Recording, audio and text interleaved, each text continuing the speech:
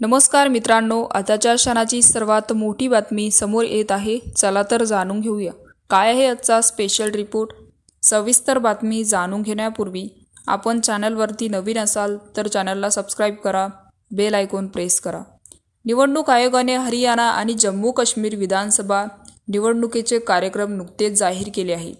यावेळी महाराष्ट्रातील निवडणुका जाहीर झाल्या नसल्या तरी राजकीय पक्षांनी आतापासूनच मोर्चा बांधणीला सुरुवात केली। राज्यात गेल्या वर्षापासून झालेल्या बंडखोरी राजकीय समीकरणे बदलली आहेत, तर आगामी विधानसभा निवडणुकीत महायुती विरोधी महाविकास आघाडी अशी लढत होणार असल्याची चित्र आहे। तत्पूर्वी सध्या सुरू असलेल्या जागा वाटपावरून मंत्री पक्षांचं प्रतिस्पर्धी असल्याचे दिसून येत आहे। लोकसभेतही कामगारीनंतर महाविकास आघाडीचा आत्मविश्वास वाढला, तर महाविकास आघाडीने आगामी विधानसभांसाठी जोरदार तयारी केली। तर दुसरीकडे जागा वाटपासंदर्भात महायुतीकडूनही बैठकीचा सिलसिला सुरू झाला। या सर्व घडामोडी दरम्यान काँग्रेसने मंत्रिपक्ष असलेल्या उद्धव ठाकरे यांच्या वाढत्या लोकप्रियतेचा धसका धरला।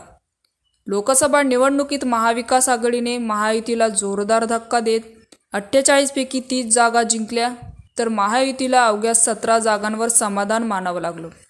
मात्र काँग्रेस 13 जागा जिंकल्या असून सर्वात मोठा पक्ष ठरला। मात्र महाविकास आघाडीला उद्धव ठाकरे यांना राज्यभरात मिळालेल्या सहानुभूतीचा सर्वाधिक फटका बसला आणि म्हणूनच विधानसभा निवडणुकीत काँग्रेसने आक्रमक भूमिका घेतली आहे।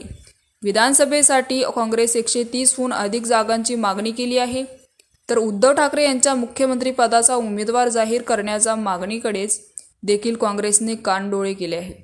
त्यामुळे महाविकास आघाडीचे एक बळ देणाऱ्या काँग्रेस गटाने धसबूस करण्याची सुरुवात केली आहे।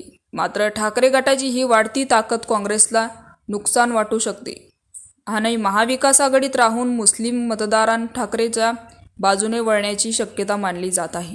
तर मित्रांनो, याविषयी आपलं काय मत आहे आम्हाला कमेंट बॉक्सच्या माध्यमातून नक्कीच कळवा आणि चॅनलला अजूनही सबस्क्राईब केलं नसेल तर चॅनलला सबस्क्राईब करा, बेल आयकॉन प्रेस करा, जेणेकरून असेच नवनवीन व्हिडिओ आणि राजकीय घडामोडी सर्वप्रथम तुम्हाला या चॅनलवरती बघायला मिळतील।